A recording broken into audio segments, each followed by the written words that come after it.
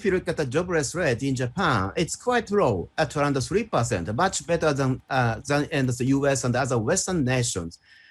But so looking at more details, so we can so easily so detect some weak spot, especially the female employment. So this is basically due to the nature of a crisis. The current pandemic so tends to so weigh so heavily on service sectors with a face-to-face interaction like a hotel, restaurants, and retail sectors. So where female non-regular employment has played a pivotal role, traditionally speaking. But another thing to note is that the headwinds felt by the female employments are likely to be far stronger than official statistics suggest.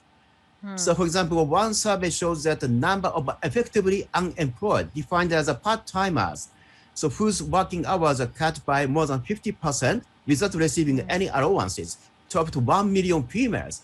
And these people are not counted as either unemployed or furloughed. Also, increasing the number of young females has been leaving the workforce, apparently as they lost their desire to find a new job in the job market.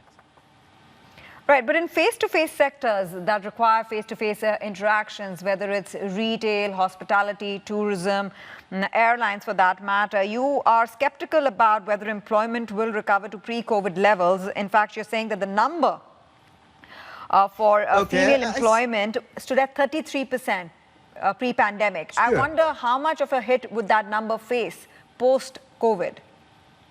Okay, so we basically expect the employment growth to come. So even in the service sectors hard hit by the pandemic, actually. So this is the rebounding impacts on employment. But so there are two things to consider. The first one is that there's no guarantee that the employment recovery can reach the pre-COVID levels. So as people are getting more accustomed to a new way of living with a limited face-to-face contact. And secondly, the recent pandemic just accelerated the usage of e-commerce in Japan.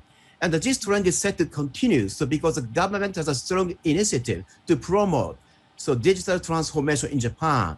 And this is likely due to a weaker incentive for Japanese companies to hire salespeople at the traditional brick and mortar type of retail shops. And given larger employment dependency among the females on such a face-to-face retail jobs, I basically expect they suffer from a larger structural headwinds effect than the male workers. Sure, but could you quantify the hit? Because like you pointed out, pre-COVID, the unemployment level, or rather the employment level in these sectors for women stood at 33%.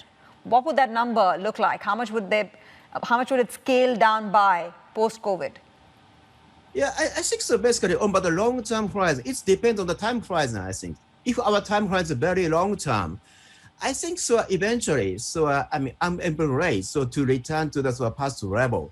But maybe it will take us a long time because some people need to find a job in a different sector, so that they need to get necessary skills and even the certificates in some cases.